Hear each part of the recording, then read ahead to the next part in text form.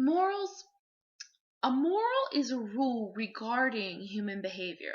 Okay? So in in modern times, the last 40 years maybe, let me just pick up one point regarding morals then. There are 2 points of view. One point of view is that morals are absolute. It's just black and white, no exceptions. Okay? So, absolute morality, therefore, would support the idea right from the beginning that the conceived person there is a human being. There's no other like it.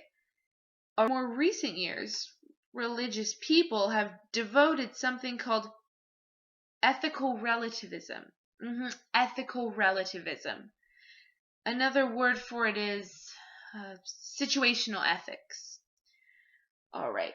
That means you can make a moral decision not based on absolute morals, but based on the situation you find yourself in. Okay, situational ethics has further been applied to the subject of abortion. And so those cases in which situational ethics apply, that is where the situation is considered, not just the rule, but they consider the circumstances. In the case of rape, where a woman is raped and she conceives and she's carrying this fetus through no desire of her own. All right, some people would say the compassionate thing to do is to release that woman from that burden and through abortion. Moral absolutists would not agree.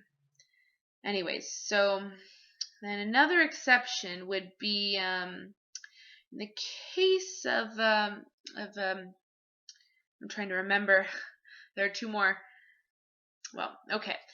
Well, I was born into a Christian tradition, and I was taught that from the time I can remember, I was taught that that human beings were a creation of God, made in His image. So that has influenced my attitude about human beings and also my conviction that human life is sacred.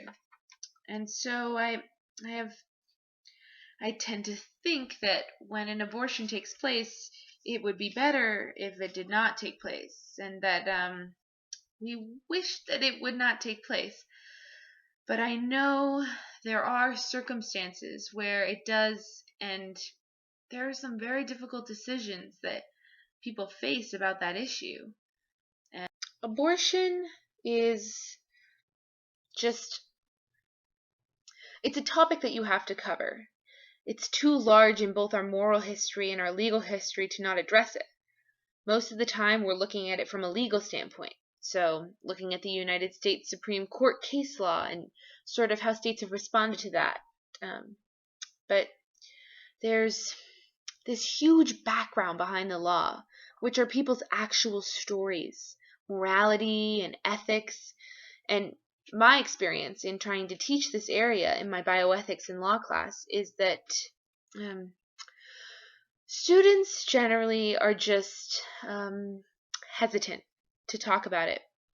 I think for fear of not sounding politically correct or concerned that it touches their own lives, and they don't want to disclose something that's very personal, not wanting to deal with the emotional or the moral aspects. So I think the challenge that I see in the classroom is replicated in society. I think we've got some folks on polar ends of a spectrum who are happy to talk about it, but a lot of folks in the middle who are pretty voiceless.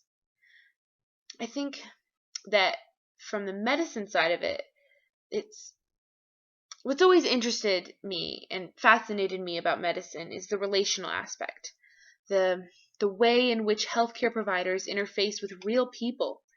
And so when I think about the abortion debate and deal with the legal aspects, having been in medicine helps me remember that at its core, what you're talking about are individuals, in this case women, with lives, complex, nuanced, so many reasons for making the decisions that they make. And so trying to remember that as I do my writing or as I work with my students or as I think about abortion, um, that at the core, there are thousands and thousands of stories of real women who find themselves in a situation where a pregnancy wasn't planned, isn't wanted, could potentially harm them psychologically or their health. And and so trying to always keep that at the forefront. Law can be a little bit sterile. By the time you get up to the United States Supreme Court, you're pretty far removed from people's lives. Many people don't understand how active many are in trying to take us back to pre-1973, where abortion in many states wasn't permitted, was illegal. It comes down to women's agency. Uh, are we fully independent and complete human beings who have the right to again make complex decisions that affect our lives? And so it doesn't surprise me that when we talk about feminism or the women's movement or women's issues, that this one figures so prominently because the idea of childbirth and reproductive right is, I I won't say that it's the core of who we are, but it helps to define who we are as women.